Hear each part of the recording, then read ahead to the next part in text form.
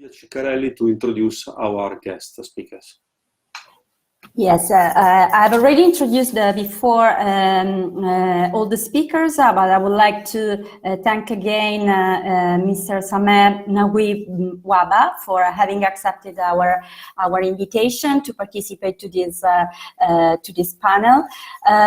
Mr. Waba is a global director of the global practice Urban Disaster Risk Management, Resilience and Land at the World Bank. Please, Mr. Waba, the floor is yours. Thank you, Silvia. Thank you, Giuseppe. I assume you're hearing me fine. So let me try to share my screen. Just try to put it on full view. Is this, can you see this? No, we don't. Now you don't. Okay, sorry, maybe I still haven't pressed the share the screen first. So this is the share the screen. Okay, yes.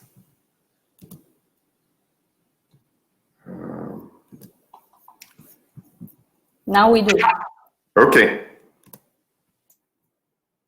And so, good morning, good afternoon, good evening, wherever you are. I guess most of you are in Italy, so good afternoon.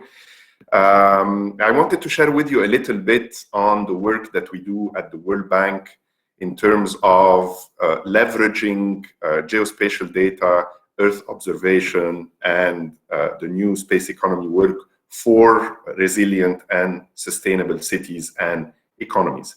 So just in terms of a brief overview, the major trends that are shaping our world today are basically urbanization and demographics, climate change, conflict, together with technology, and our work, the practice that I lead on urban development, disaster risk management, resilience and land, sits at the intersection of this work. So in terms of urbanization, the world is urbanizing at a very fast pace. By 2050, we expect to add 2.5 billion persons to cities, going from today, the 55% of the urban population, to closer to 70%. 2.5 billion new people in cities, that's about 85 million per year. That's about the population of Turkey going into cities every year. At the same time, the world is aging, and rather rapidly, and therefore cities will have to adapt, and our development paradigm will also need to take this into account. We also are facing unprecedented waves of migration of two types, the voluntary migration, but also the conflict-induced migration. Also in terms of climate change, the impact in terms of the increasing frequency and severity of disasters is another critical dimension that we are witnessing. As I mentioned, conflict, there's close to 70 million people who are displaced, 22 million of which are refugees, and the large majority of these are actually moving into cities. And of course, in terms of technology, the geospatial revolution has been unleashed. And while some people would tell you in the past that you can't really have it all, you cannot have good, cheap, and fast. If you get good and cheap, you won't be fast, etc. We can say that with the technologies that we have today, you can achieve the good, cheap, and fast thanks to geospatial technologies, whether they're drones, satellite imagery, cell phone data, crowdsourcing, sensors, cloud computing, artificial intelligence. We now have access in an unprecedented way to good, cheap, and fast data that could help us in planning and in service delivery. Now, as a result of this, we have now data and technologies that could help us for better planning, better service delivery, more resilience, and enhancement in revenues.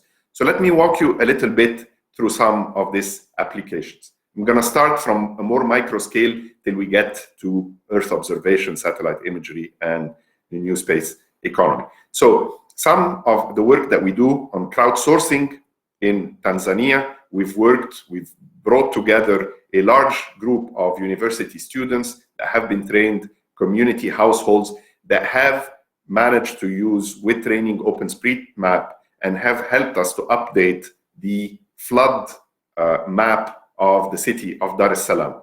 We've had about 20,000 persons that have participated. In fact, Tanzania was the most active country globally in editing OpenStreetMap, and we've managed to map 80% of Dar es Salaam in literally 3 months in terms of the flood mapping. I mean, it's a situation that looks like this. And through that, we could have developed the flood data, coupled it with household feedback, and led a process of participatory design for the integrated upgrading of the flood-prone area.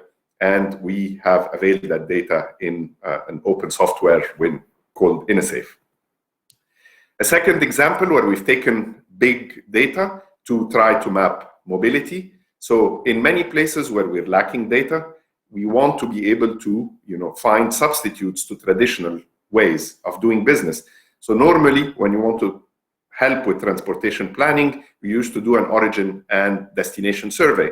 Now, we don't have access to that data, nor the ability, and we had to think about substitutes. Here, looked at cold data records, which have been aggregated, anonymized, and with that, you can, because a cell phone is constantly, connecting to a signal by the cell phone towers, you can, via tracking the movement, you can map actually mobility throughout a city. When you aggregate, you start seeing mobility patterns. Now, those figures could tell us where people are living, which is very early in the morning, late in the evening, where they're working during the day, look at commutes, distances, etc., to be able to inform planning for mobility.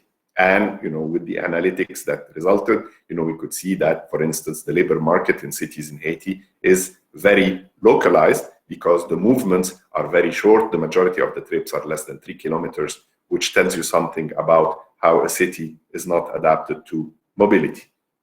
Now, with drone mapping, we have deployed them. I mean, they're low cost, they're good in terms of avoiding clouds, produce high resolution, and we have also used the approach of working with drones for, both training community members and creating employment in terms of the processing of the images, the deployment of the drones. These activities have created, employment opportunities for university students, and they have helped us also complete the mapping for the 2 islands that comprise of Zanzibar in literally 6 months worth of work. We had spent 60 years unable to map Zanzibar, and that mapping is, as you can see, helpful in being able to understand where the built-up area is, where the incomplete housing are.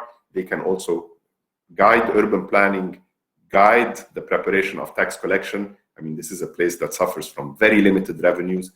And also, you deploy these after the advent of a flood, and you can understand, what is needed in terms of flood resilience. Another example of our work, this is a combination of using of drone and cameras mounted on cars, together with artificial intelligence, to understand the housing situation in a given city. So here you deploy the drone, you get a bird's eye view together with the vertical image street side provided by the map. You can create 3-dimensional imagery of the cities, can collect their building heights. You can also deploy an artificial intelligence algorithm that looks at the structure itself in 3-dimensional form to try to assess whether the structure might or might not be resilient to a cyclone or to an earthquake. You look at the openness of windows, of doors, at the constitution of roofs, etc., to try to understand whether there is a likelihood that this building would collapse or be negatively affected with a cyclone or with an earthquake. Now, we ended up sending after that engineers to do surveys of these households, and we could discover that our very quick artificial intelligence-enabled work could produce accuracy levels of about 80 to 90% of entire cities not to mention that you map it in something like 2-3 weeks. Of course, it doesn't mean that this will enable on a structure by structure basis to determine where impact might happen, but they give you an idea of the overall vulnerability of a city. We've done it in cities like Guatemala, like also St. Lucia, to understand risk. We've taken this forward with lots of work from satellite imagery, with sensors, artificial intelligence, to be able to create a planning tool to support resilience. This is called the City Resilience Program that we have at the World Bank. It works with cities, aggregates data on municipal finance, on hazard risk information, the built environment, climate mitigation, city competitiveness, and it puts these layers together to serve as information for planning within a city. So this is an example. You get satellite imagery that can produce together with density data. You can have data on population density. You couple them up with the urban extent, with the land cover. You overlay the flood risk maps together, and then you can understand how the city is growing, in which direction, is it growing in the risk areas or not, so that you can start thinking about regulating urban development. This is what happens when you overlay this data, and it becomes a planning support tool. We've taken this work further through our city planning labs in Indonesia, getting a lot of basically Earth observation, satellite imagery, and transforming them into decision-making tools for living cities, analyzing the suitability of the ground, the urban performance, looking at terrain motion, whether in terms of landslides, with digital elevation modeling, or even with land subsidence, which is basically in the city of Jakarta, looking at how much the city is sinking on an annual basis. This is a combination of very high resolution satellite imagery coupled with data from radars that measure to what extent is the ground sinking centimeter by centimeter every year as a result of the groundwater abstraction of water reserves that is making the city sink. And in fact, there are places in the city of Jakarta that are sinking 5 to 10 centimeters per year, some neighborhoods. And this is the type of evidence-based that when we go and talk with the governor of Jakarta, with that evidence that has been produced by the satellite imagery and the sensors, we can change the nature of the dialogue. Then there is an urgency to act to combat this land subsidence, which, if you couple it with the projections of sea level rise due to the impact of climate, puts many neighborhoods in the city at risk. And throughout these city planning labs, we've worked also to create a municipal spatial data infrastructure and strengthening the institutions, the people, the data, and the systems. Lastly, I wanted to talk about a partnership that we have with the European Space Agency on satellite Earth observation analytics and services. This is a program. We are in the 4th phase of the program.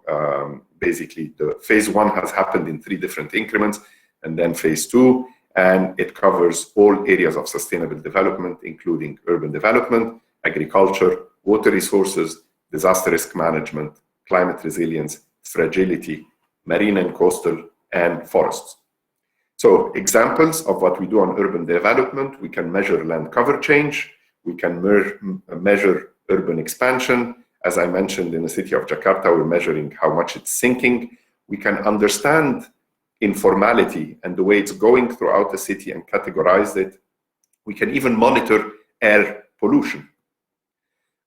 We take this also and create multiple baseline layers to understand, where are the green areas, their growth, the extent and the imperviousness of the soil. We can understand building footprints, population densities, the infrastructure, informal settlements, places of risk, flooding or landslides, waste sites. There's endless application to what we can do in terms of supporting the cities in their planning. In particular, this has been really important to understand, to create the world settlement footprint, understand the evolution of urban growth and expansion over the years, in order to understand, among others, for instance, the impact in terms of greenhouse gas emissions. We have also been able to look at, over the years, at the economic and social consequences of conflict. So this is, places in Syria where we're looking at the change in the cultivated area and the agricultural productivity and irrigation over time, and tie that to the impact of conflict. We could also do a lot of things in terms of supporting reconstruction, being able to guide and monitor implementation of construction work in post-disaster and post-conflict reconstruction setting. We can do natural resource management, etc. We can also assess the drivers of conflict, for instance, by looking and monitoring refugee camps, their evolution, etc. They have served for very interesting uses for our work on fisheries and maritime surveillance. You can actually detect oil spills, track them, and do monitoring practically in vivo of these types of issues. Also of pollution, also looking at international waters and understanding the pressures and the drivers, for instance, of coral reef degradation. So lots of uses. Now, and this is my last point, what is critical, we have excellent technologies, and what is critical really is that we start understanding the needs of communities and local government to translate this technology and support. So some of what we do, for instance, as we're working with our city clients, as we've done here in the Smart Cities Expo in Barcelona, where we get city clients and we get an ecosystem of public, private, civil society stakeholders to understand, hear from the mayors, what are the major challenges that they're trying to resolve. Here was a challenge of mobility, and what could be smart city solutions? What can technology do to help? But we need to understand the challenges. We need to understand what communities want as well. You've got initiatives that range from participatory budgeting in Brazil, or the citizen engagement systems that Korea and Seoul in particular have put in place. But technology at the end of the day is an enabler. We need to focus on building local capacity. We've done that in Africa throughout our Africa Resilience Academy. We've trained, hundreds of university students. We've done lots of work to try to advance the development of local capacity. And lastly, and most importantly, we need to build systems, regulations, institutions, and systems to be able to create the foundation by which technology can become an enabler for better planning and service delivery. And with that, thank you very much. I look forward to hearing from you, and this is my information. So with that, I'll stop sharing. Thank you very much. Thank you very much, Dr. Wahba. That was a really inspiring and interesting presentation from the World Bank. I have a couple of questions for you. I hope that you have some minutes left to stay with us for these questions. I can't see you now, but I hope you are hearing me. I am. Can you hear me? Yeah. Yes, okay. I stopped sharing. I don't know what to do, but I'm okay, around. That's fine, but we can hear you. So the point is, I am from the Italian Space Agency. Giuseppe Borghi here is from the European Space Agency. We are both increasingly requested to give evidences of the return of the investments, huge investments made in space, returns in terms of economic, but also social returns. I think in your presentation there were many examples of these social and economic returns. But I wanted to ask you more specifically if you think that space communication community could give a contribution to somehow to social justice and economic development, and so in the mission somehow of the World Bank itself, and if you find difficulties or bottlenecks in including these services coming from space services in the portfolio of the initiatives promoted by the World Bank. Thank you, Silvia. A very good question. I think in particular, I mean, I haven't even touched to what extent this is becoming important in a context of COVID, you know, where we're unable to go anywhere, where projects continue to be implemented. We're unable to go and, you know, do site visits, oversee the development progress, etc. So you can imagine what these technologies, geospatial technologies, whether it's Earth observation, sensors, drones, etc., can do in terms of availing the information that could, you know, make you understand the development progress that is happening on the ground, identify obstacles, and try to resolve them. So, you know, the implementation of, you know, hundreds of millions, if not billions, of development aid and support, this is becoming your main tool to do the verification, you know, and especially in the most complex terrains, but also try to do understanding of some of the challenges. You know, I mean, for instance, when you're operating in places that are in conflict, I mean, conflict is not a linear, it's not like a disaster, an on and off disaster. There's an earthquake, there's an after earthquake. I mean, conflict, I mean, is ongoing, is latent, you know, so you're many places you're operating in conflict, and again, the inability, the lack of security conditions to go on the ground, you get also lots of benefits by working with Earth observation and geospatial technologies to be able to understand what's happening. And as you can, so that's what it enables us to do. And then there's the part where the evidence becomes particularly important for our clients. So, you know, we've been talking with cities, again, I use the example of Jakarta, but it's not the only one, where, you know, you know for years that there's, you know, I don't know, thousands of individual water wells and extraction of water in the city that is affecting the reserves in the city. It's not a regulated, you know, municipal water system. There's lots of individual extraction. This is one thing to know that there is a problem, and it's another thing to show, you know, to the authorities that actually the ground in the city is sinking 10 centimeters in certain neighborhoods every year. So it's a 1 meter that the city will go down in 10 years. At the same time, you show them the models of increased sea level rise, and basically they start seeing also the increase in flooding. They start understanding the problem with a level of evidence that prompts them to action. So there's a tremendous amount of economic and social return to the use of these technologies. But the most important thing is, again, especially with any technology, is to ensure you do understand the problem at hand, is to make sure that you do understand what the community needs. So it's not, technology is not a solution, it's an enabler to solve a problem, and that's the most important thing. So that's why I'll always end this presentation with, it's one thing to hear the great impact of these technologies, it's another thing, just make sure we understand what problems we're solving in the first place. Because the reality with technology is that, first, many of, let's say, the mayors that we work with, you know, get enamored with technology. Take, for example, waste to energy. You talk to any mayor or any mayor in several countries, for instance, in sub-Saharan Africa, which have a problem of waste collection and waste management. And when you understand that there is actually that waste, if you take waste and you burn it, you actually might make money and you might solve the two problems, the waste and the electricity problem.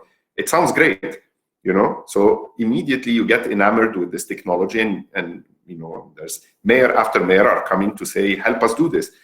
But then, you know, we need to understand the problem is that the waste in many places is organic, is wet, is mixed, is not a waste that can burn.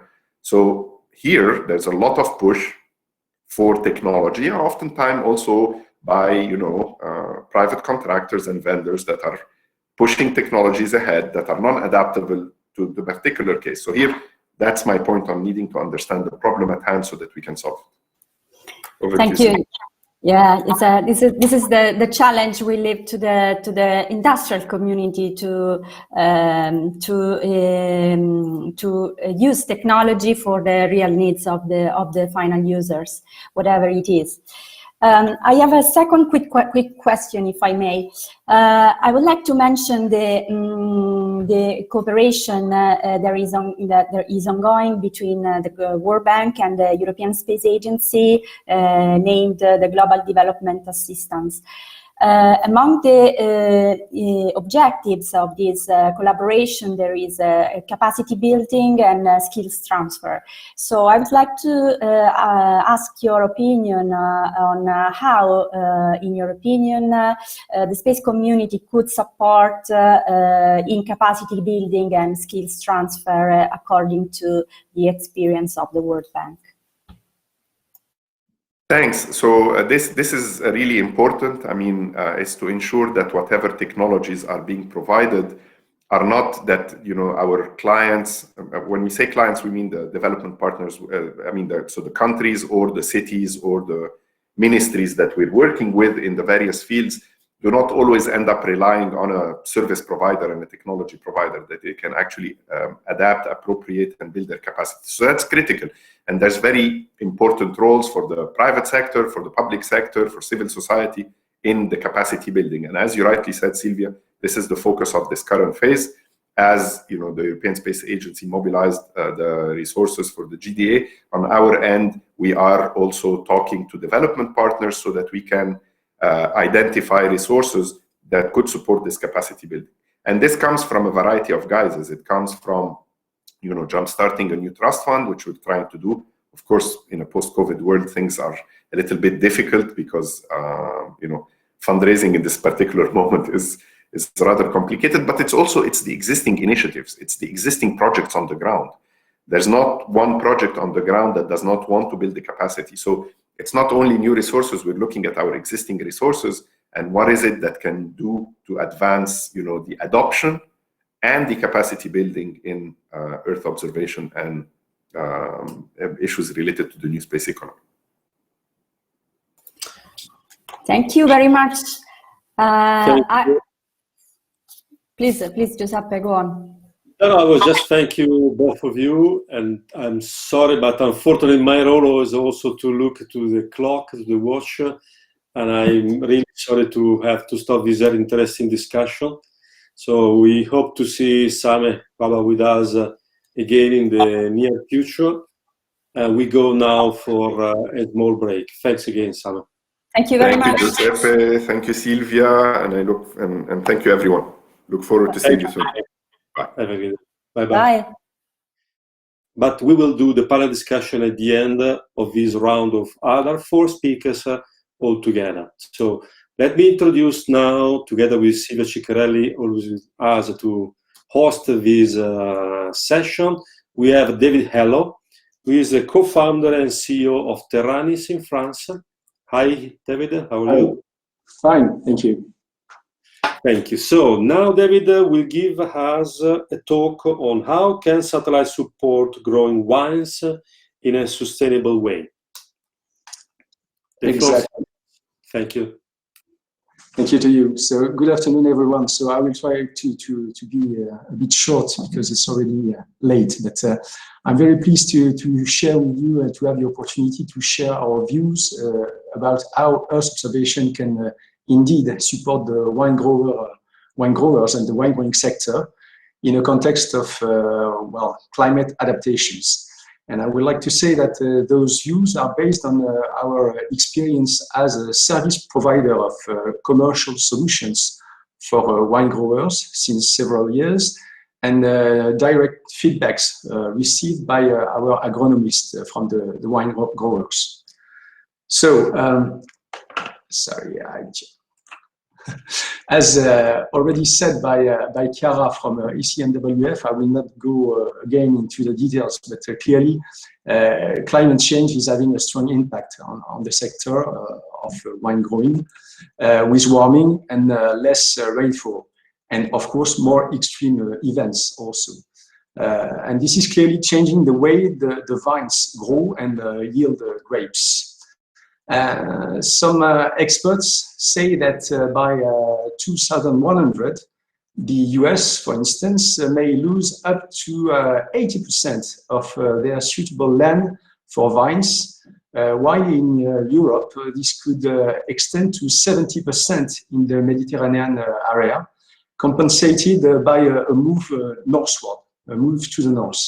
And to illustrate this, I would say that some experts say that wine growing regions should move 1 degree north for each 1 degree Celsius rise in the global temperature. So maybe someday we will have a Bordeaux wine in Brittany. Huh? This could happen.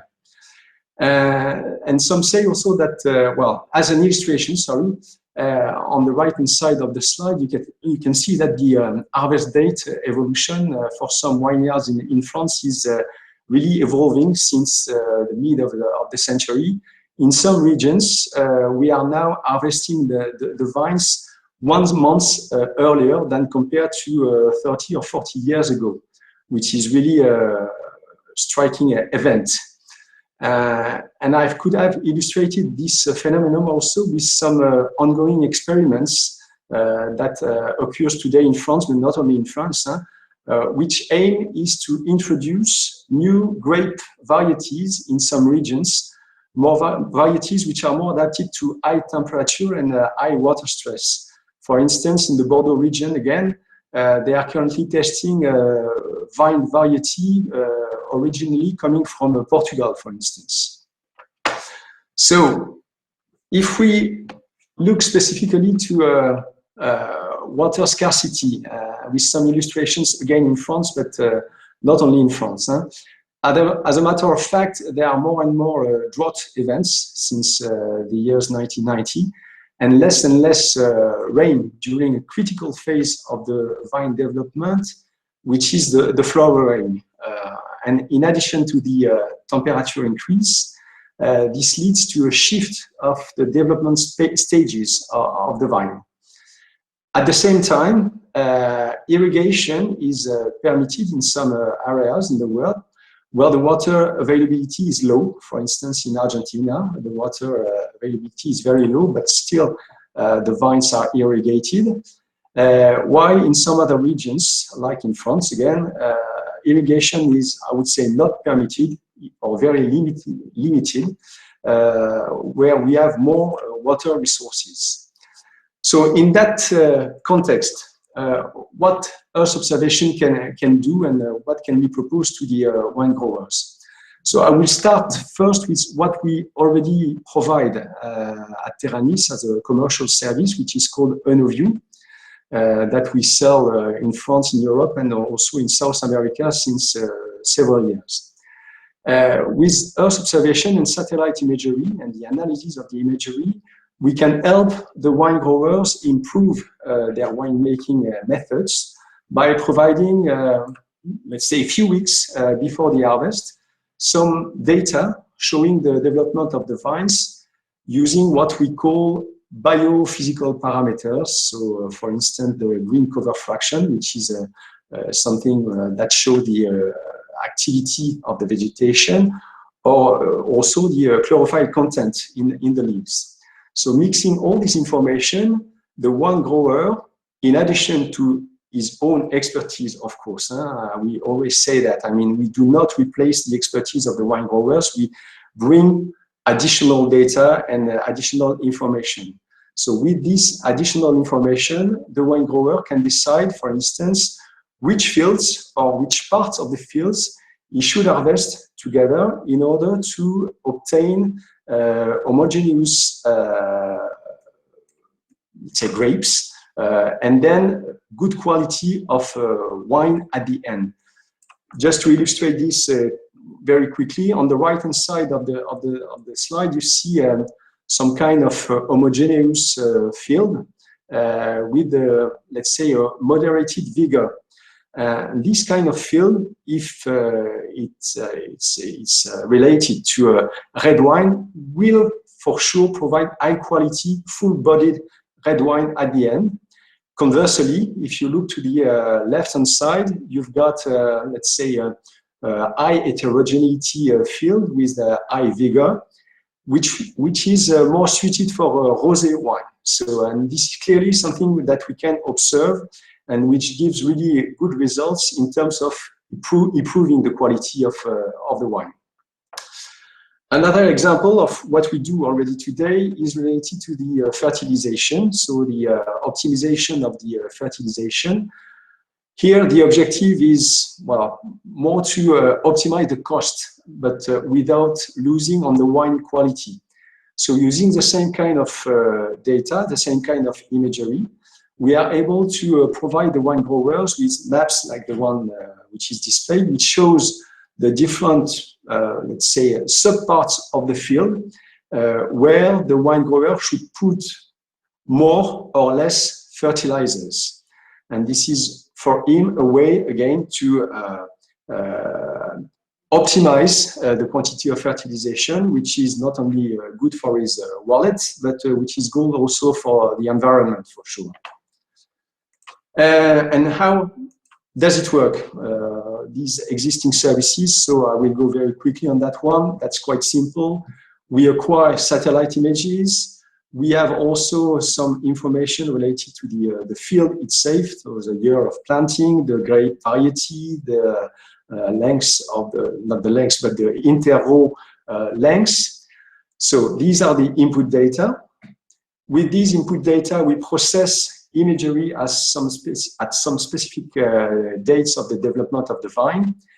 We give maps to the wine growers. We give also mobile applications, but, and I want to insist on that, there is no magic inside Earth observation applications. So all these information should be correlated with what we see in the field. So we have agronomists which who goes together with the wine growers in the field to really make the link between the information coming from above, from the satellites, with what really happens in the field. And again, I insist on that, there is no magic, and the expertise of the wine grower is there. In any case, you will not tell the wine grower how to make a great wine. You will just provide him with some additional information that helps him to gain time and to have, let's say, a complete view of the whole exploitation. So this is what we have today.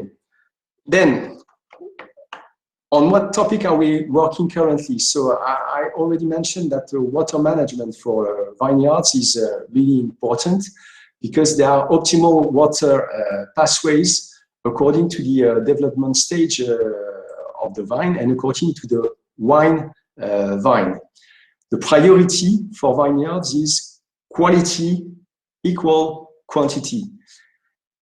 And I would add that water stress is needed at some stages of the development of the wine for the quality of the wine at the end. So, for instance, during ripening, having a bit of water stress is good.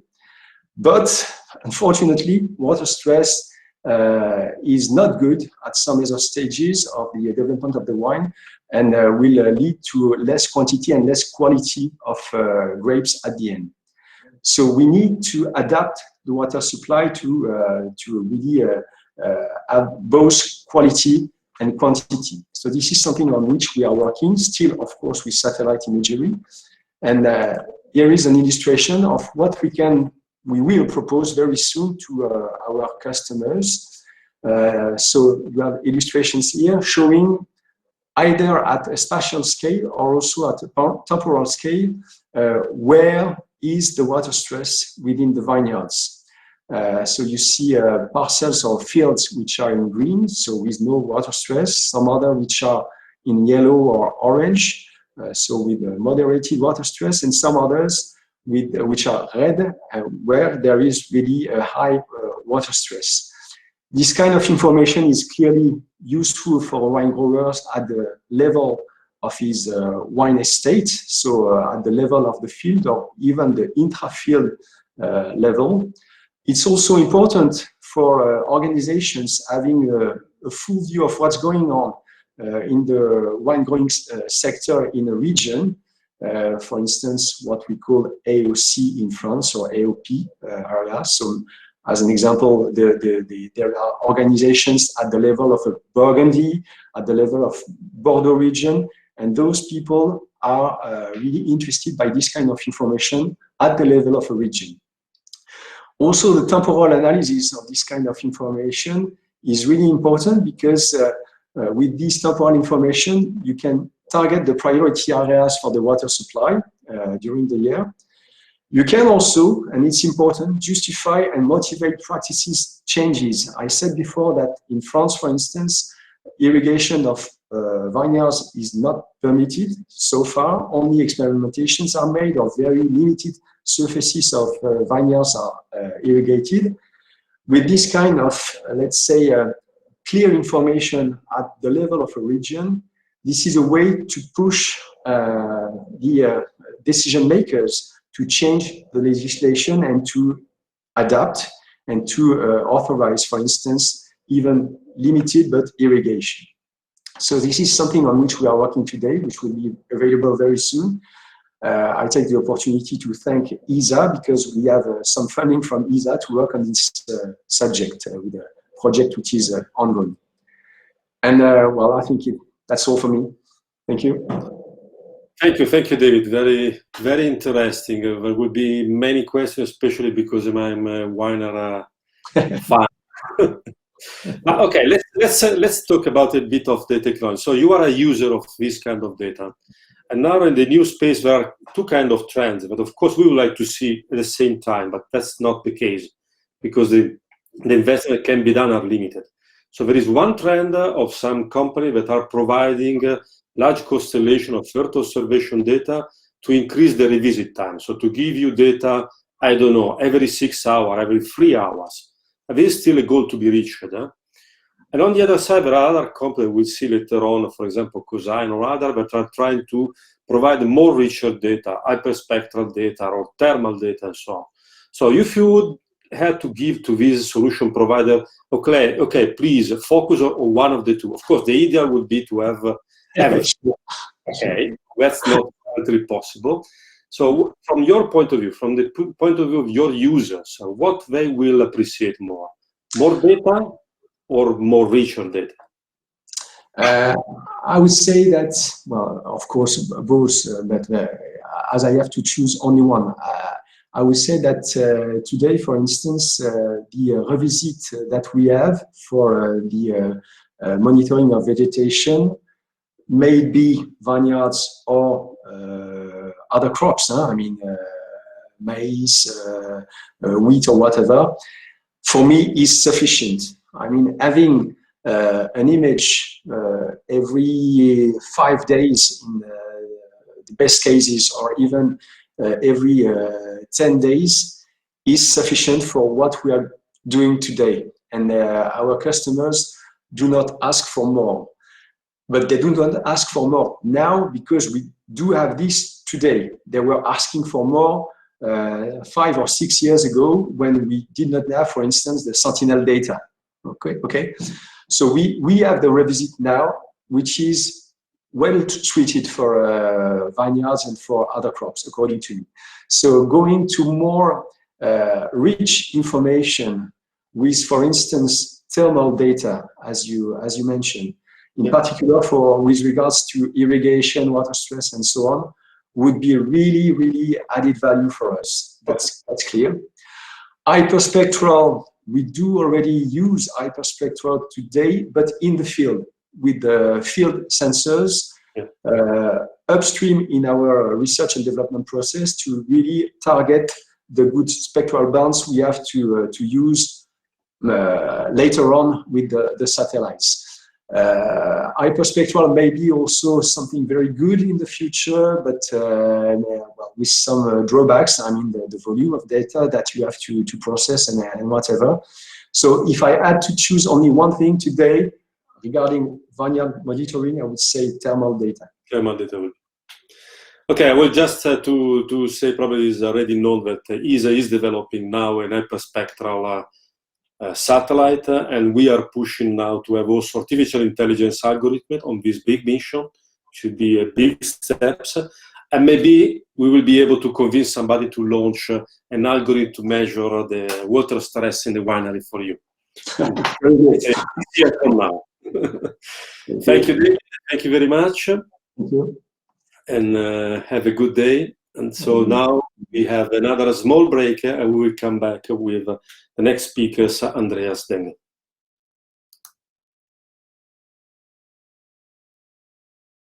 Let's go. Let's go. Okay, we are here now with Andreas Dengel from DFKI. So DFKI is a artificial intelligence research center in Germany, which we are starting to collaborate with my group. And so, Andreas Dengel, the floor is yours, and welcome to our session.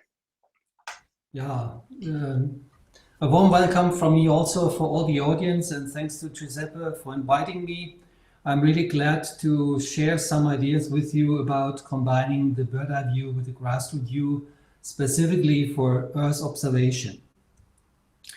Well, if you think about the global challenges, I think there's no doubt about it that we have rapidly to take action by facing these challenges in the future. And there is a great chance to leverage the Earth's observation data, which is available in a multitude of different dimensions.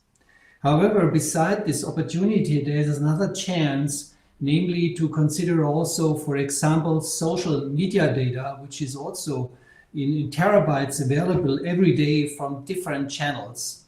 And this is about what I'm talking today, which is, I think, reveals a great potential also to be used. Let me give you an exemplary example here. This is about disasters which more frequently happened in the recent years and even will increase in their frequency. And there is still a big lack of information to understand it, to monitor them, and also to forecast. So on one hand side, it's a challenging domain, but it also requires, in many cases, some manual work for labeling and also expert knowledge behind it. And furthermore, all the existing algorithms which we know so far are in many cases tailored towards the specific satellites and their different features, and also the use cases or even the restricted areas with different vegetation and different topology. So on one hand side, we should recognize the location or the affected communities much better, and moreover also to recognize the severity of the event level of the damage. So the idea here is to take the data from raw satellites and see what happens on the Earth, to have a real-time monitor, a mirror of what's going on. And one of the main important sources for nowcasting are social media, which are able to give us an answer to the question, how can the top-down view from satellites be enriched with ground samples? So we have a permanent contribution to the social media, which also helps us to understand the real event on the Earth, and therefore we should try to get this information to better forecast what's going on, and furthermore also to see what parts of the respective region is affected. Andreas, sorry to interrupt you. Seems that your camera for any reason went off. Okay. Now it's back. We can see you again. Thank you. It's back? Okay. Yes. I didn't see anything, so I don't know. No, it happens. Okay, so my talk will address 4 areas. The first one is the analysis of remote sensed data from satellites, where we attempted to do a very good segmentation of the infrastructure and disaster-related classes, and at the same time try to fuse the rich bandwidth of the given images, not only for the visual part, across the multiple modalities we have in satellites, and therefore leveraging the image embeddings. I also included some of the most important publication related to this. I will provide a copy of my slides later for you, so you can have more deep access to them. This is on the left upper side, a multitask learning for building segmentation, even with depth information based on the spectrum of the bandwidth.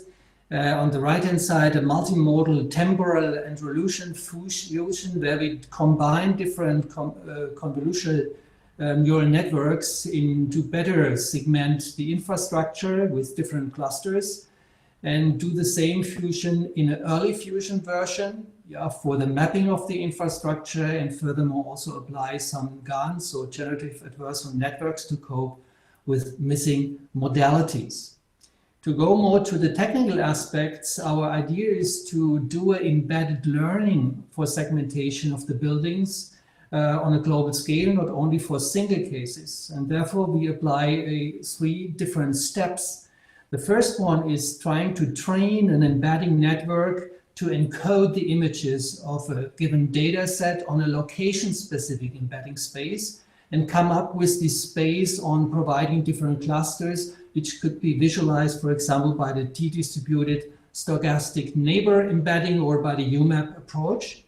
So in the second step, we perform a k-means clustering on the embedding space for the clusters to train an expert segmentation network to get different clusters for the given building infrastructure. Finally, the third step tries to inference, and during this inference, we use this first embedding network to obtain the embeddings of the image patch and select the closest segmentation network.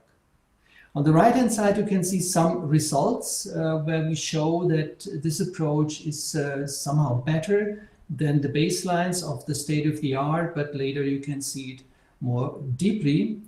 But on this basis, we are also then able to do some applications, for example, footprint segmentation of buildings, where we also apply the global human settlement model, the grid and the layer, so we can improve the mapping of settlement structures and thus overcome current bottlenecks and limitations. So you can see some exemplary image here, which are also, the methods are also documented in the Atlas of the Human Planet in 2016.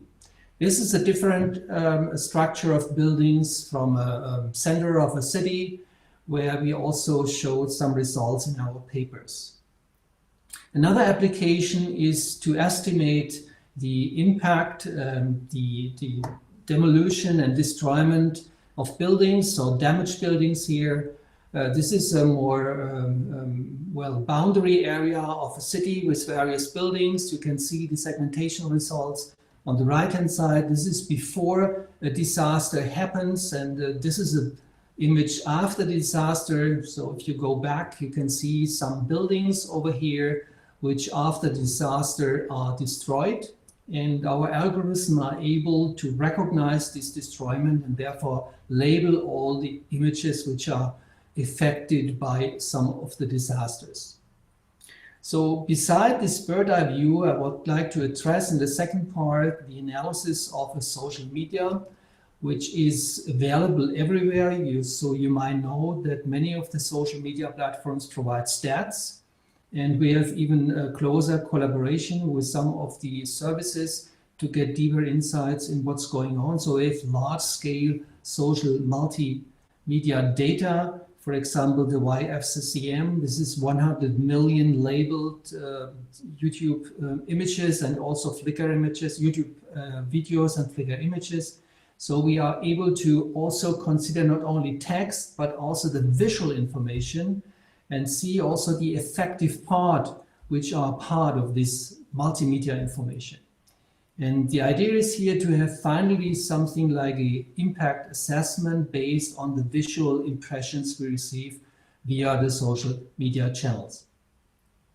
Here are also some papers to mention. In the first paper, we showed all the different dimensions of social media and the possibility to do various multimodal analysis on the text and the images. On the right-hand side, you see some disaster event detection based on our methods. You can only see in the middle here is the effective captioning, which we see. So we identify concepts with emotions inside based on these adjective noun pairs here, like stormy clouds or dark landscape for the first image, or the rain night and the wet evening, whatever happens in these images. So this is a kind of first step to categorize images regarding these captions. And in the lower left side, you can see that based on this pre-categorization in another publication, we are specifically addressing the road passability estimation from the Twitter images themselves, which are shared among the community.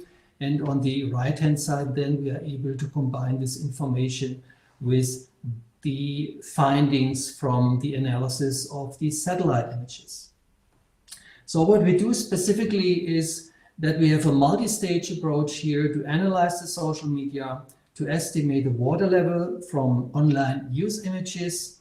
There are some examples which we are able to analyze and therefore depict unexpected high water levels in different areas. However, you can imagine that in many cases we are not able, because we have just a river or a lake which is shown, because we are lacking of the context.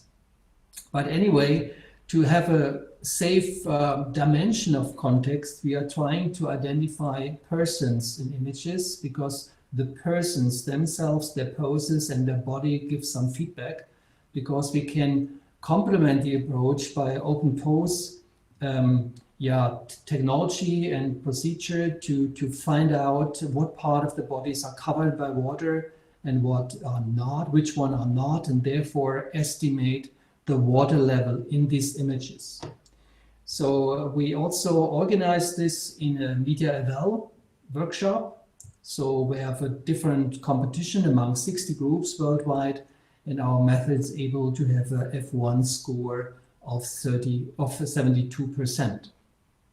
Beside the flooding, we also consider different other disasters and develop, for example, this dashboard, Deep Eye is it called, and it combines again this bird eye view from satellites. You can see the different bandwidth here where we can combine them to multimodal consideration of vegetation, of residential areas, of burned areas.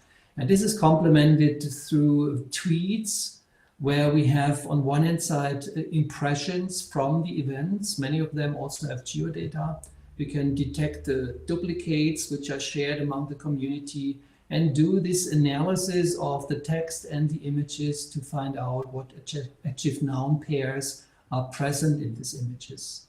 On the left-hand side of the dashboard, you see the geographical distribution about the contributions. You see also the temporal contribution, the hashing, the hash codes, the hashtags, the top tweets, and the sentiment. This is just one example how to combine data from these two different channels.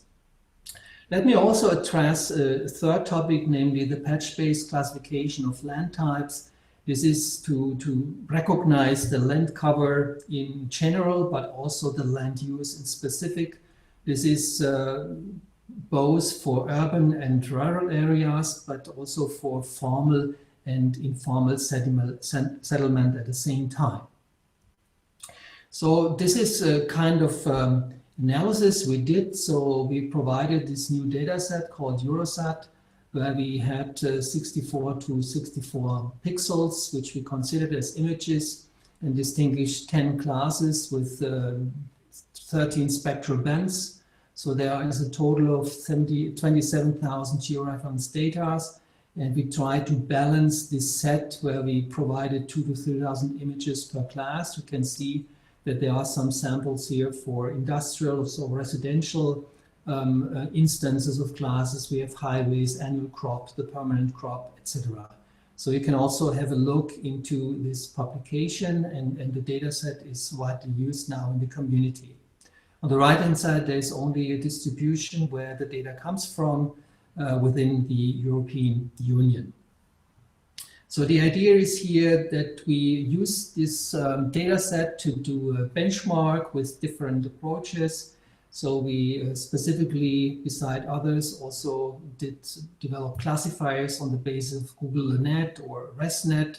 And there are some key findings, namely that two-layer networks perform quite good here.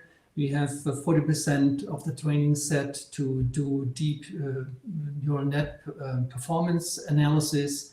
And we also can see that Google needs more data to perform well compared to the ResNet approach.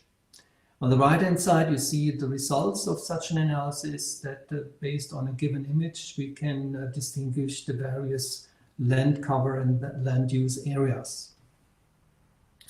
Here are also some of the publications addressed to this topic. The first one addresses the one I just mentioned. The second publication, the upper right part, is an approach where we use the cover of the house and classify the different covers in order to distinguish which one is a formal and which one is an informal settlement. And based on that, we can do a mapping as shown in the lower left part, and also in this informal settlement mapping in third world countries, where we can see also how the different cities extend or have extended over time. So if you use this land cover and land use from the satellite part, you could also use another grassroots view, namely the sensing from agricultural machinery, for example. On one hand side, you have land machine producers, which typically, historically use their own proprietary format. And one idea here is to standardize the information exchange between different machines from different vendors, to gather the information, therefore, from the field using the geodata specifically, and then capture all the information along the entire crop life cycle with the semantified context. That's quite important. That's also the secret behind this standardization. So one example is that we asked all the farmers which are sharing information with contractors to use specific geoforms, not only to gather information, but finally also to facilitate the tasks and the communication. So the farmers had the chance to enter information into these geoforms, like the acre ID and the acre dimension, the planting period they have in mind, but also the plant type, the planting depths, the planting distances, all this very specific information. So, and this is also complemented by public geodata, and therefore we could have the metadata which is available behind.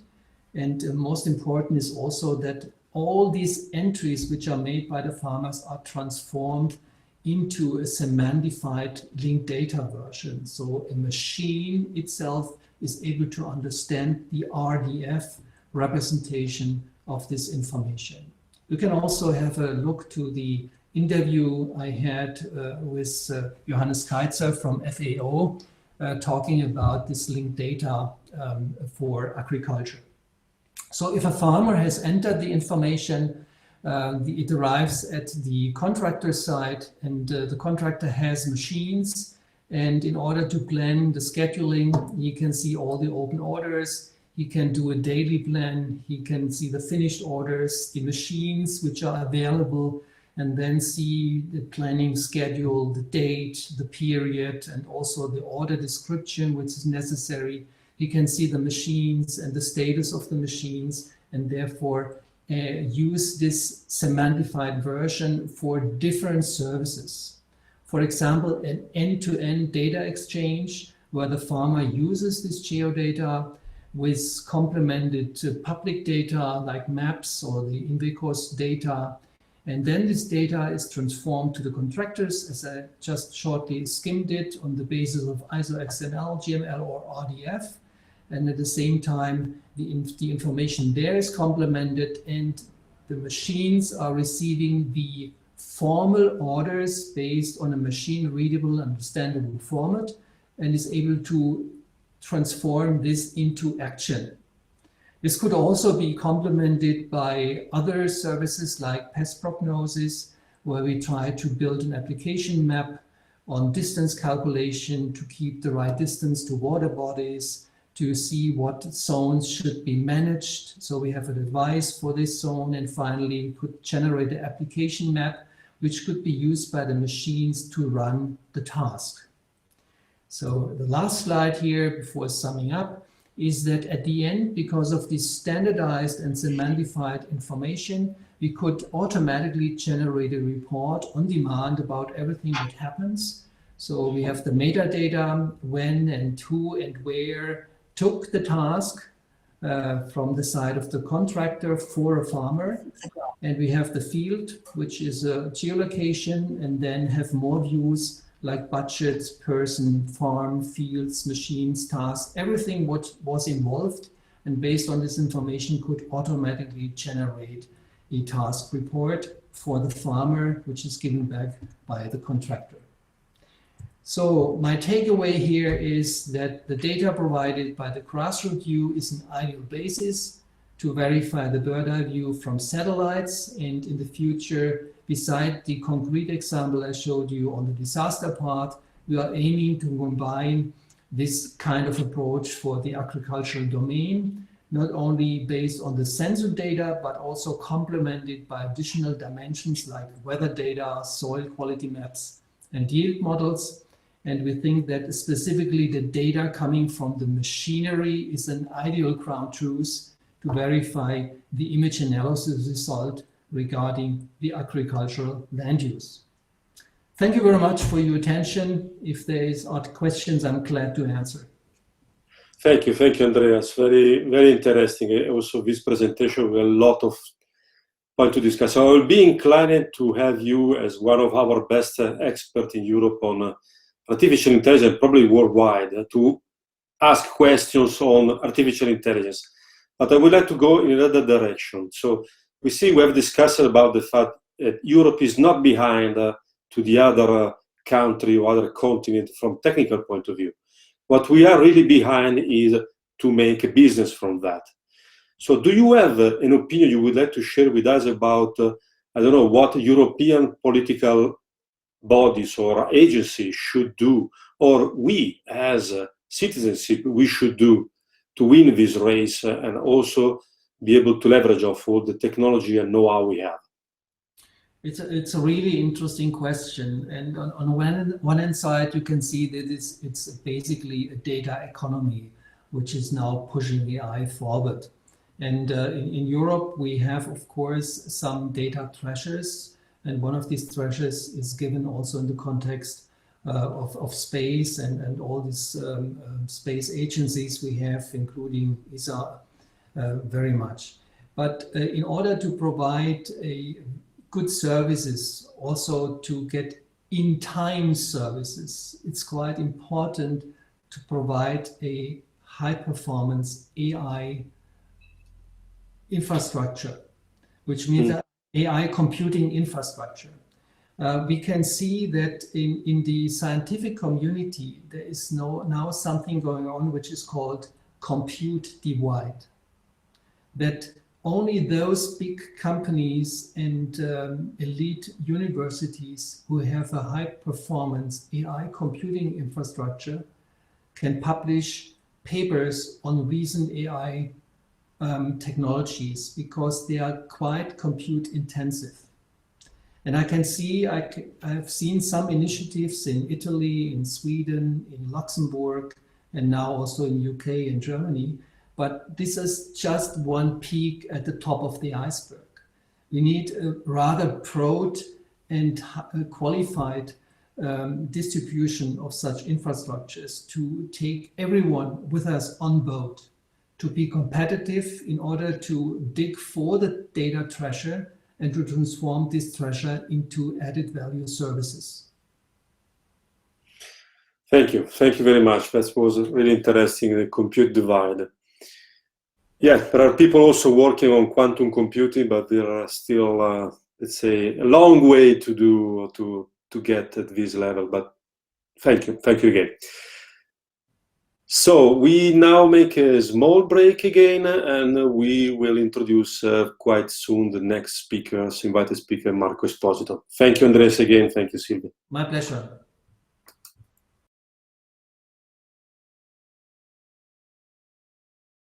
Marco Esposito, remote sensing BU manager at Cosine in the Netherlands. And thank you, Marco, to be with us. So Marco will give us a talk on a Smallsat solution for agriculture, climate, and food chain application. Thank you, Marco. The floor is yours. Thank you very much, Giuseppe, to you for inviting me. First of all, I'm very happy and really interesting discussion so far. Also from my previous, let's say, the previous speakers. Actually, it'd be nice to link my presentation to theirs. It's very nice. So I'm going to indeed present what we are doing, our contribution to the Smallsat solution for these fields, and especially to the indeed new space economy. That I'm very glad that we are part of it and we are benefiting from what is happening nowadays. A few words about the company, because I'm not sure everyone knows what we are doing here in Cosine. So Cosine is a small medium enterprise based in the Netherlands, also with premises in Italy since 10 years. We are also there. Not many knows that, but is indeed also active in that part of Europe. And we are at the moment building 3 different units. The one from the left is about high energy optics. With this unit, we deal with larger missions for astrophysics, which Giuseppe knows very well from his previous role in his career. So there we build large optics, technology for large optics for indeed one of the missions is the Athena mission, the other one is Arcus from NASA. And we really develop state-of-art technology for this kind of applications. We are trying also there to use this technology for more Earth-based applications. In the middle, you see inspection systems. That is our gate to the commercial terrestrial market. So we try to get all the space-developed technologies into the terrestrial application, like medical, oil and gas, food and pharma. And then to the right, you see the remote sensing part, where we develop as compact as possible optical instrumentation for Earth observation, but also for planetary science. In this domain, we have a number of different technologies we are developing in the group. So it goes from polarimetry, hyperspectral imaging LiDAR, high spectral resolution imaging for more atmospheric gases, trace gases, and composition of the atmosphere, and infrared spectral sensing, still imaging. And for infrared, I mean from near infrared, short, mid, upper thermal. And what I have to add as well is, let's say, this other building block, that is artificial intelligence. As all these technologies at the moment are in a way or another part of space missions, and most of those are powered by AI. I have a few examples later that I will show, and all this is thanks to many different tools of the European Space Agency as well, so like the PhilApp, and like also some other programs, GSDP and others in the ESA, let's say, environment. So what we try to do, as I also said in this workshop, we try to make the data available from space richer of information. So we are not focused like other companies, commercial companies, to make available geospatial data, so high resolution data. We really look at the content to enrich the content of this measurement. So an example is indeed hyperspectral. We try not to increase the spatial resolution, but even perhaps sometimes to make it a bit broader, but try to get measurements in that pixel that is slightly larger, or more spectral bands, for example, or more thermal information, or what is our next challenge that you see here is polarization of light.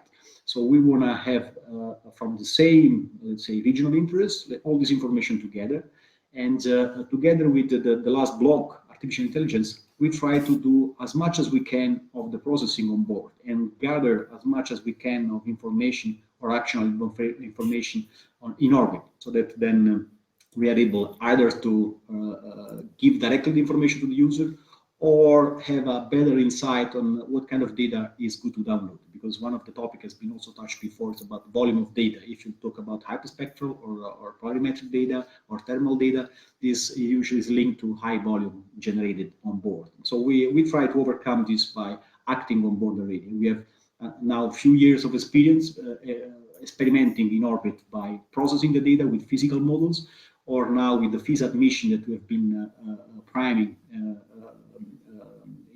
it's actually still ongoing. We are able to do AI directly on board and try to get to a processing chain. At the end, we try to get inference and to download the actual information. So I think this is one of the interesting point now that we see that small satellites are evolving very rapidly. We see that a lot of bottlenecks that were present a few years ago when I started working also with the let's say Earth observation students at small satellites. There were a lot of showstoppers at that point. Attitude data, attitude system, propulsion, downlink, all kind of were very strong blocking points. That we were trying already back then to overcome by acting on our payload, like onboard processing, try to get a better insight of the information that we have on board. But now we see that also bandwidth is improving, that EDCS becomes better. So a lot of these aspects are getting there. This means that we can really use the small satellites not only for experimenting, as was so far, let's say, the main push, but really for operation, let's say. And even we are looking now together with ESA and with the other partners how to make science possible with small satellites. What you see here, it's one slide I added because it's we closed our project a few months ago with the agency called the FUEO, where Cosine, as a prime contractor, looked together with partners at what is the future of Earth observation or passive optical instruments for Earth observation with small satellites. And then I have to say it's been 1 year, a bit more, very interesting project where we gathered a lot of information from users as well. So we organized also a workshop where we got all these partners you see in this graph, let's say, together. And organized per team. So we looked at all kind of ocean, land, and air application, trying to get, let's say, of course, from our people that we know in the field, so but still very highly renovated people, try to get kind of requirements information, what would be the best concepts. Of course, if you start putting together the technologies that we have available now that enable very small and compact instrumentation, and what is the needs from the scientists, from not only scientists but also value adders that I like very much to talk to, that we have seen today speaking. So people that really make use of this data in a commercial way, so really add the value on this data and deliver information to customers that actually are able to, willing to pay for such information. So we put together all of these people, and between science and operations and commercial, we got this kind of mapping. So kind of mission would be interesting to do with Smallsat, but Smallsat together with, let me say, the conventional or the larger satellite. That was one of the tasks. Really see what is the combined value, what is the gap that Smallsats could fill, or what is the actual missing information that small satellites can provide. These were all, let's say, eligible missions. We, as an organization, are contributing at the moment on some of those that I highlighted here in orange. Some are really fully developed kind of missions, so in flying. Some are still in technology developments, are almost to be flown. So there are different stages, but we are very busy with all these missions / technologies. What you see here is still hyperspectral, thermal. It's really playing a big role for us. And as I was saying, so multi-temporal and angular polarization for aerosol, but also for water quality, biodiversity applications is taking place very strongly now in the company. So we are really putting together now small instruments that is able to couple, apart from that spectral information, also the polarization state of light. That gives you another degree of information to get into more deeper applications. So from the spectral point of view, to give you an examples, we have a number of instruments deployed.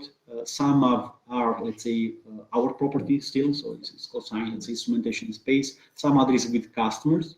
And you see here, let's say, what we expect by next year to have in flight. So in 2018, we have launched our first small hyperspectral instruments in orbit demonstration for, indeed, a first of this class, full-fledged hyperspectral system with onboard processing capabilities. And onboard processing means using different hardware like CPU, GPU, FPGA already back then. Now it's 3 years almost in flight, still operational. Also, this was a very important step for us because Smallsat were criticized, to be less reliable. So therefore, business cannot be based on Smallsat because we can fail any time. But yeah, we shown to ourselves, to the others, that this actually can be different. We have launched a second one Hyperscout 2 as part of the FISAT mission. So on this one, we also added thermal bands on top of the spectral, and with a larger field of view. I want to say that, let's say, to the question made to the previous speaker, let's say 2 speakers ago, about what you would choose against temporal resolution or higher revisit and richer information. With this kind of sensor, actually, we can achieve both. So we have, as you see, Hyperscout 2 is 45 spectral bands in the visible near infrared, 3 spectral bands in the thermal infrared, and with a very large SWOT coverage. This means if you deploy, let me say, a small number in space, between 5 and 10, you can already get quickly to daily sub-daily because of the large field of view. But beside that, so we have other 3 coming up with customers. One is actually in these days should be launched on a slightly larger satellites, microsatellites, and then we have other 2 coming next year. And we are discussing with different partners deploying a small constellation here and there to do hyperspectral plus AI.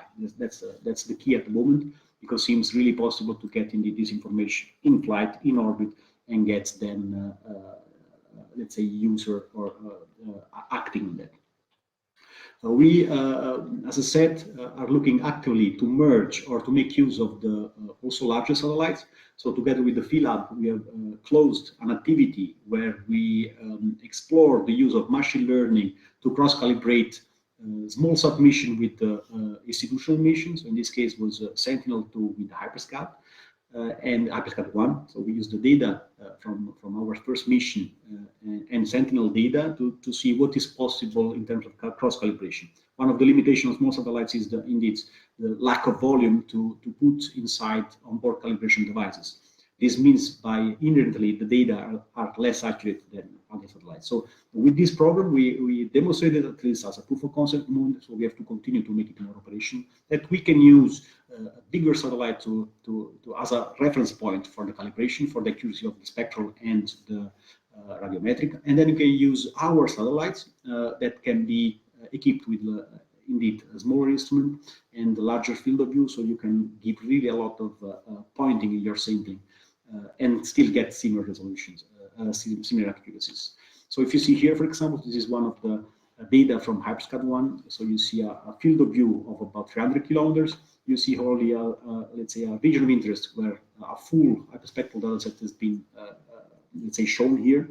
You can already see here how the different, these are, let's say, different spectral bands shown in this animation. So you see already these plots that are irrigated, how they respond differently in different bands. You also see that most likely here there is different yields, different harvesting period, different, let's say, irrigation. So the plants are actually responding differently in different spectral bands. These are the information that you can use in different ways. One is, of course, we try to use this, comparing this with Sentinel. You see in this histogram some differences indeed.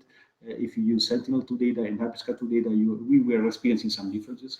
Within program with the PhilLab, we use machine learning, so we experimented different techniques, different kind of networks to cross-calibrate these two. And you see here, let's say, the results. So with this methodology, we were able to deliver data with a few percent accurate compared to our ground truth, our truth that is Sentinel in this example.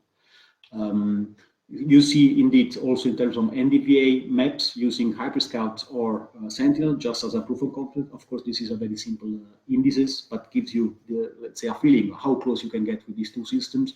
And just to give an idea, we are talking of 1 liter instrument compared to Sentinel that is, of course, much larger. You can get to results that are let's say, reasonably close. And on top of it, I think given that this kind of spectral imagers have much more, a larger number of spectral bands and a much better spectral resolution, we can also get out indices that are not possible to get with Sentinel, for example. One is PRI, this photochemical reflective index, that seems very important from many applications. Many scientists are looking at this kind of indices, and we can get it out from this smaller and compact instrument. So Hyperscout 2 instead delivered, apart from the binary part you see in this image, also thermal bands. So this is just snapshot from the Sentinel-3 SLSTR instrument, and you see the Hyperscout 2-tier channel. Again, same philosophy, much better thermal accuracy from Sentinel.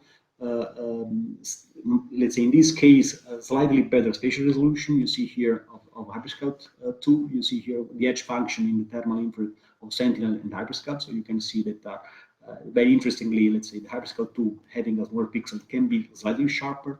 At the same time, we can exploit the better accuracy of Sentinel 3 to get a very good absolute thermal calibration. So, and you just for fun, you can see the different dimensions. This is Hyperscout 2, so you can see how small it is, and this is, yeah, the SLSTR. That is a big instrument full of calibration devices, very stable, and of course another class of instruments. You have created a few enemies for you now with this picture. Yes.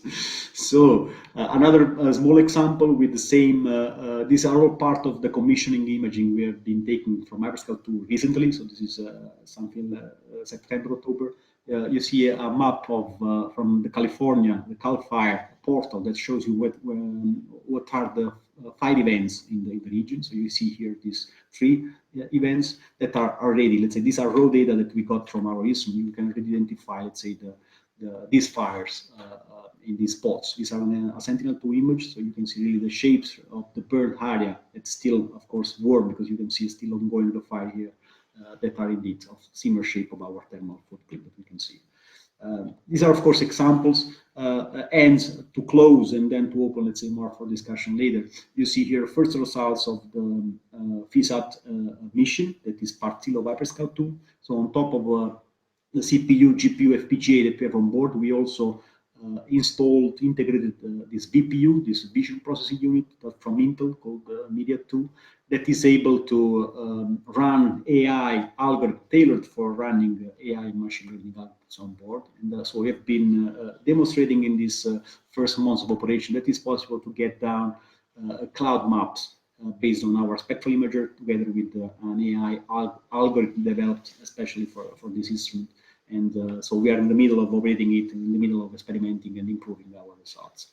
So with this, I close. It's kind of a snapshot of what we are doing and what we think is going to come for us, and we hope also for our partners all around Europe and the world. Thank you, Marco. And we are particularly proud of your last slide. I think is a first in the world to have such kind of algorithm on flight. I would have a lot of questions, but I think we are. I have to do my difficult job. The time I think doesn't allow how to have any question. I apologize for that, and thanks, Marco. And you're welcome. See you soon. Yeah. So we'll break, and then we will introduce our last speaker before the panel discussion. See you soon. See you soon. Okay, welcome back. We have now our last invited speaker, last but not least, Giovanni Sylos Labini. So Giovanni is a good friend of me, and he is the CEO of Planetek Italia. He is the vice chairman of the European Association of Remote Sensing Companies, and also the board member of the SME4 space. So quite a lot of roles and a very active person. So Giovanni, welcome with us, and Giovanni will give us a talk with a very short title, From Satellite to Fork. Please, Giovanni, the floor is yours. Thank you very much for this introduction. And I choose this title because if you remember from the presentation from Paolo Minciati, exists a program in Europe. The name is From Farm to Fork. So the idea was to propose you this title with a typical Apulian plate that is tubettini with muscles, with a small satellite within. Is actually a Ion satellite of my friend Luca Rossettini with the orbit. So I will talk about the 3 things. The first thing is how with the Copernicus data we at Planetek support aquaculture. And the second is about a work in Italy we are doing with Reticus again on InnoView. What is Reticus? Reticus is a platform we developed about 6 years ago, and is a platform voted to the use of geoanalytics in support of vertical market. There is a different version of Reticus. It's essentially based on Copernicus data, and the name Reticus comes from the fact that Reticus was the only Copernicus pupil. And the last part of my presentation will be about iExpress. That is a project that in some way put together two different worlds. We at Planetek understood that a lot of our activity will move from traditional geoinformation to geoanalytics, and this our reply to this was Reticus, but also understood, as you have seen with the last presentation, that a lot of what we are doing today on the ground will happen in the sky, so we have to be prepared to that. So I try to be fast. We are talking about climate. We have seen how much impact can have climate change, for example, on winery or crop cultivation. Another important part of feeding our world people, and its increasing contribution to food, is aquaculture. Consider that about 362 billion of aquaculture production of fisheries is derivated from aquaculture production. And again, the problem is that shift in temperature, like we have seen, for example, during the presentation from our colleagues from InnoView, have an impact of the quality and the quantity of production. And so in the different scenario of evolution of sea air temperature and other parameters, like, for example, the chlorophyll concentration, there is a big risk in the quality and quantity of bivalve aquaculture production. The effect of this change is already emerging. So Reticus aquaculture is a product that have nothing of the traditional geospatial product that are very nice images with a lot of different color, but it's something that can support sea farmers in facing the effect of climate change, because sea farming, for example, of mussels in southern Italy is very long tradition, and is based on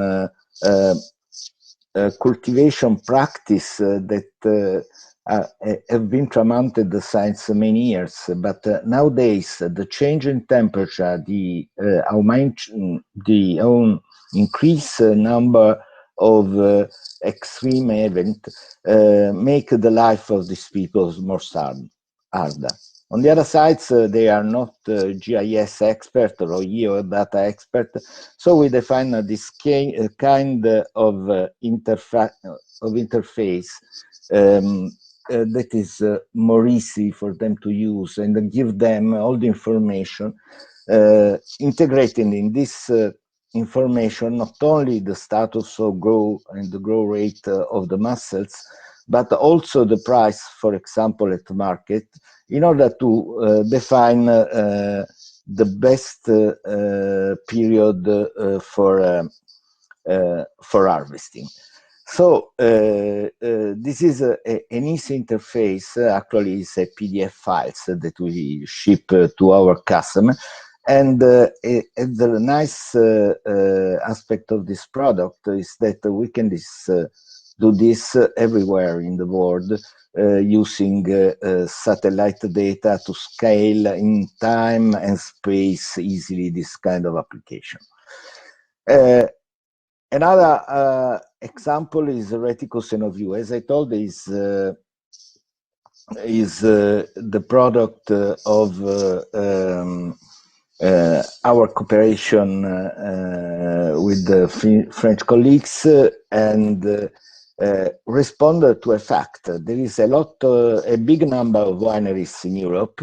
There are about 3.2 million of hectares, but it's also a huge variability in size. For example, the medium size of a winery in France is 10.5 hectares. In Italy, it's only 2 hectares. So, in cooperation with TerraNis in an European project named Eugenius, we try to adapt the TerraNis model that you've seen well presented before by the TerraNis colleagues to the Italian winery market. And we also try to integrate this kind of information in geoanalytics and big data perspective on cloud in order to use, for example, long-term data to adjust production of our customers. Another aspect is that all this kind of service have a precise go-to-market that is by subscription. So we try to have no more one-shot project. Today, the large part of the business, of the geoinformation business, is still based on projects of different sides. But we try with Reticus to have a subscription service.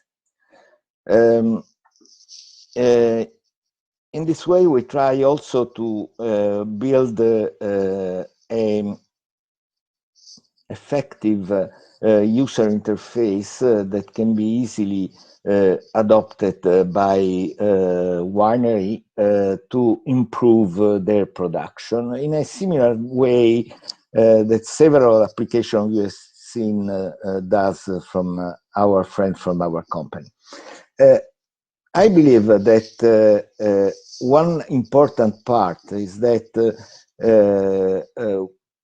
the real success of this kind of technology in area like farm application is also related to a strong design exercise, because one of the main challenge is to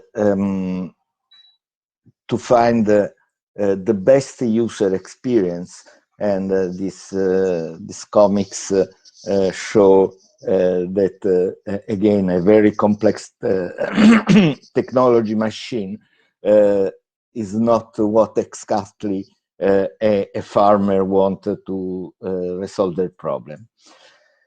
Well, but what will be the future? And I believe the organization of this session by Giuseppe and Silvia is very interesting for this reason. We are going in a future where a lot of technologies around the farm, and to build up a complex application and service in this area is not so easy. There are very different device from complex machine on the ground, sensor and satellite and drones that should be put together. So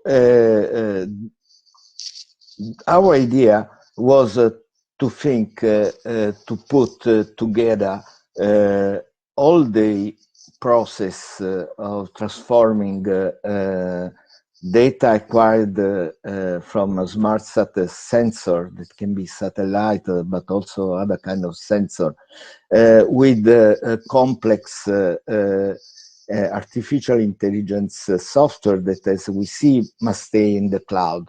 So the idea is that there is a lot of processing that is moving at the edge, and there is a lot of things that we must do in the cloud on the earth. This describes what in technical is called an hybrid system. So our idea with the friends from the Orbit AI Co that are working with us in this project, this is iExpress, is to put on the Ion cargo system that is what you see in this views, and this was recently launched by Vega. Some capacity of onboard processing and develop on the ground a capacity of defining and designing a space app. In this way, what we do is in some way make the hardware completely commodized and make it transparent to user. So in our idea, IX is put together the best of two worlds. The worlds of edge application that you have seen very well presented by Marco Esposito, and all that we need to process on the cloud, with the advantage that all the hardware in the middle can be quite transparent to a user or that must use an application, but furthermore to an ecosystem of developer that can develop a new kind of application. So I believe that in some way we are still sticking on our motto that is simplifying the complexity of space. Thank you, Giovanni, and I think your talk is really put it together many of the concepts that we have discussed today. So I would suggest now we reconvene in a few seconds in the panel discussion all together.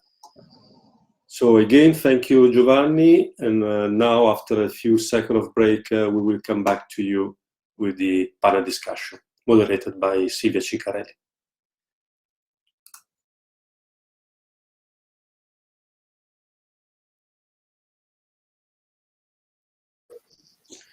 Okay, welcome back to everybody. We are here with or the great majority of our speakers. We had few that could not stand with us, so we have Andreas Wally and Paolo Minciacchi, they could not be with us, but we still have a lot of very interesting speakers. We would like to have with them a bit of discussion of what we have done in the last 3 hours and a half. So I will give now to Silvia the floor to yes. this discussion. Yes, thank you. I will try to take advantage of these final minutes to have some quick discussions and quick view from you, especially from those who couldn't reply to our specific questions. I would like to start with Marco. We couldn't ask you if you could dare somehow a long view perspective of what will happen in more than 10 years in terms of technology, being a new space technology producer. Very difficult question, even though we are very busy with these developments since many years. So 20 years about it, we focus on making instruments small, but it's always difficult to of course see so far in the future. What I can say is that we keep working on making our instruments smaller. We see that and more capable, so more intelligent, and we see this trend indeed getting a very interesting response from the users. At least the ones that we are capable of dealing with. We will see more and more on our side, and we see also the market going into constellation that are more talking to, let's say, the bigger satellites, more into interconnected intelligence and distributed, that will make sure that the terabytes and terabytes that are increasing as a generation of data are going to be selected more and more. So that would be, I think, a kind of interesting say paradox, that we produce more and more, and that then we have to start selecting, because it's becoming, I think, even though the cloud computing and all the technologies on ground are becoming also more powerful, I think there is really an edge that will be catched very, very soon. So I see indeed becoming more enriched, but more selected as well. Thank you very much. Giovanni, Sylos, Labini, would you like to comment on this perspective, being a company active along the value chain and the Earth observation? And then I have also a specific question on IA Express. Yes, so as I tried during my presentation, I have to say that it's horrible to look slide going without seeing any reaction from anybody, and we try to survive. My idea was that the Planetek should be the Kodak, even if we have a K at the end of geospatial information. So we prepare our capacity of onboard a lot before, and we believe that we are going in a future where a lot of things will happen on board, as I told before in my presentation, but everything should be very well connected. If you look at what happened, for example, in big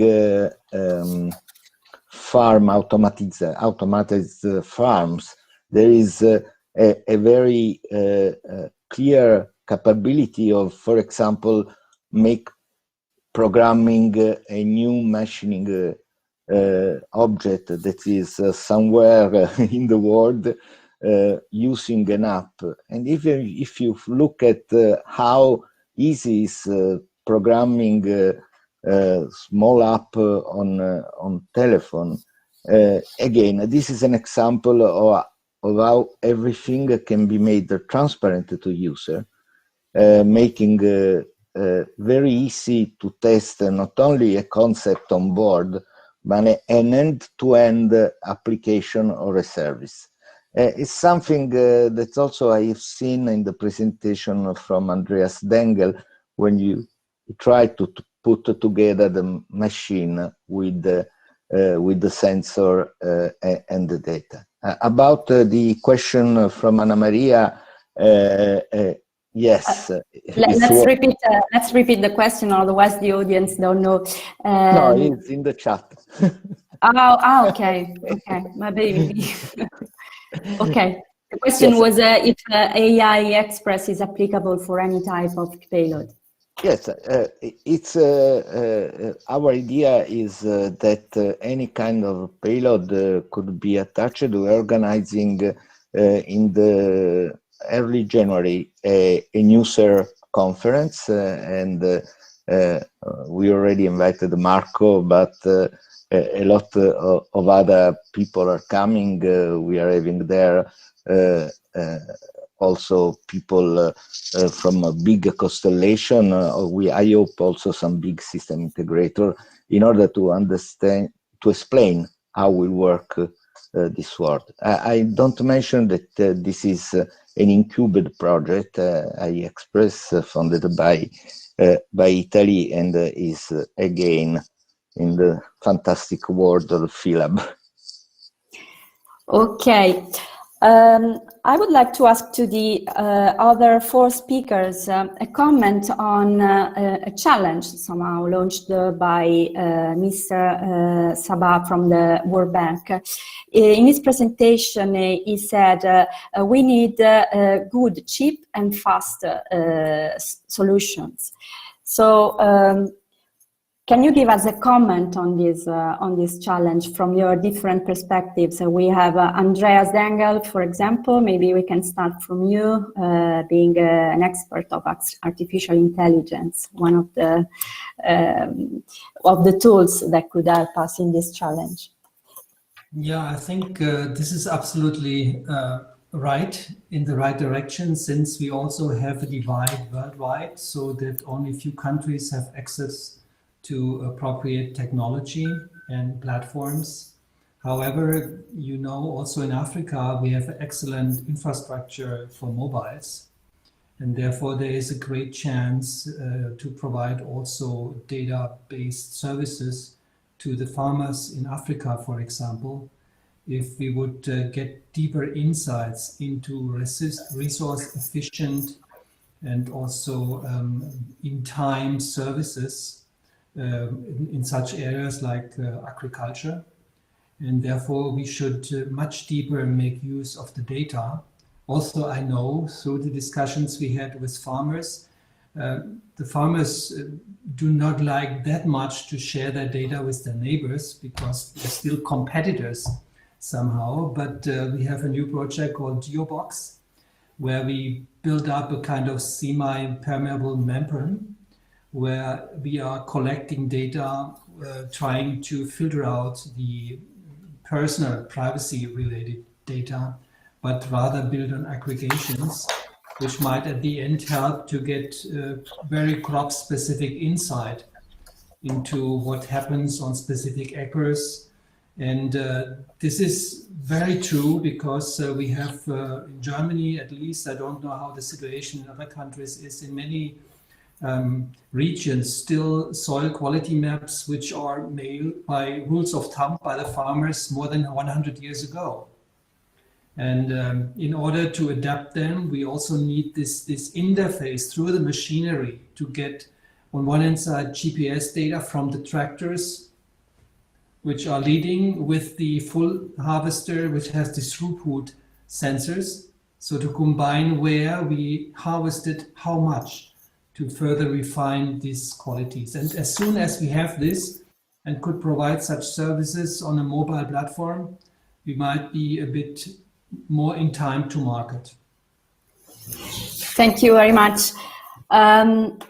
David Allo and Donato Cillis, I would like to know your perspective from users and realities more close to the agri-food market. Maybe I can start. So if I had to choose between good, cheap and fast, I would choose good. Because and it has been said somehow by Giovanni a few minutes ago. I mean, if you want to sell something to farmers, wine growers, or whatever, any kind of end user who is not a specialist in technology, space technology, you need to sell something which is good, reliable, and in which this end user or customer can trust. So I would say good is the best, but for sure, if it's cheap and fast, it's even better. But I would really insist on good. And the second thing I would like to say is that, and again, I think Giovanni said that already, and another speaker, AI, for instance, is a technology enabler. It's not a target per se. I mean, we shouldn't sell technology to our customers. We have to sell products that help them in their daily business. And we shouldn't hide ourselves between these new technologies, which are fantastic. But first of all, we should focus on the fit for purpose. I mean, what do I want to sell to my customer as an agronomist and not as a remote sensing engineer? Sure. According to the other speaker, I would add an additional issue. That is, farmers in worldwide has a huge range of requirements. So the cheap and fast is a parameter that you have to highlight in different scenarios. As an agronomist, I have seen a lot of different behavior among the farmers. For instance, some farmers who grow corn or wheat ask decision support system now. without maybe as not to be the best solution, but I need it now.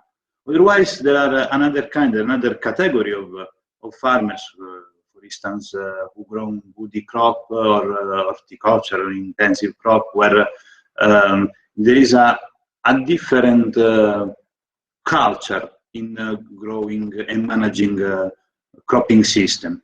In this regard, I guess that artificial intelligence and the product that we are promoting, we are offering to agricultural sector is to give the possibility to feel the product customed on the farmer. So give the possibility to insert in the algorithm, in the product, the feature of the field, the feature of the farm, in order to optimize, of course, the support, and so good, and allow them to achieve the faster as they mean and require. Thank you very much. Andreas Dengel has a comment. Maybe I can add something. Silvia, I'm not sure whether you recognize, but when you introduced, you talked about IA instead of AI. This is a very good hint. Because it's an Italian. In Italian is but also international. IA is quite an old term. It stands for intelligence amplification. And I sometimes give talks on this topic, and I like it very much because this is the right way to also talk about AI, because we should see that autonomous driving is nice, but in this complex processes of agriculture, we need digital companions as intelligence amplifiers, which help us to be fast, cheap, and as David mentioned, better. Wonderful. Learning from mistakes also. Chiara, first of all, a special thanks to you because you resisted from the beginning to the panel. Thank you very much. Please.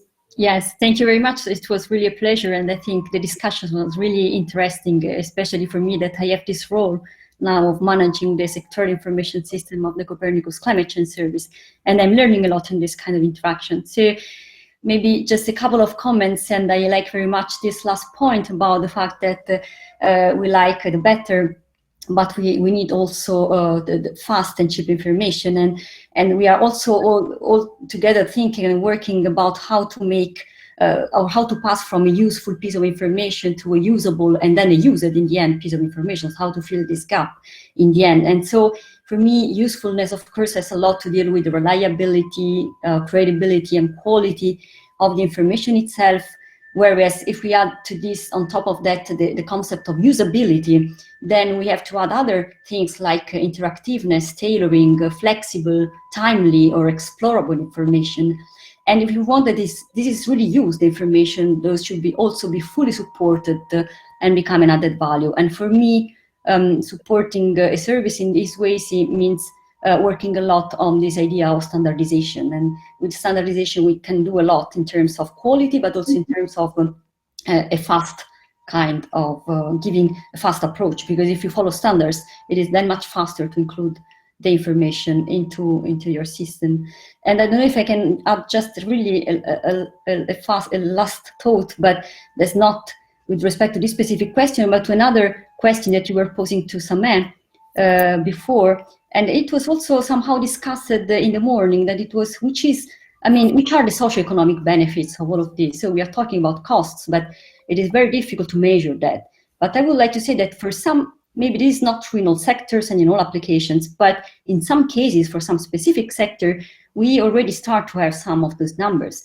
If you think, for example, maybe to the energy sector, where you know that, for example, the volatility of the energy production becomes really very high because we have much more important role of renewable energies in the energy mix production. In that case, for example, we were able to estimate that improving the information about the wind, when you have to build, for example, a wind farm, over 1% could have an impact as large as 100 million US dollars per year. So just to say that we start to have these numbers, and again, maybe this is not easy in all the sectors, in all the applications, but that's a start. Yeah, and it's really relevant for us. Okay, Giuseppe, I think it's the end of our long session. I would like to thank all the speakers, and I give you the floor. Yes, thank you really to all the speakers, to all the attendants that was so interested to stay with us so late in the day and so at the end of the week. Thanks to Silvia for the great help in organizing this session, and have a great weekend and stay safe. And have a glass of wine. Thank you very much. Bye. Thank you. Bye, Paul. Bye. Ciao, a presto. Ciao.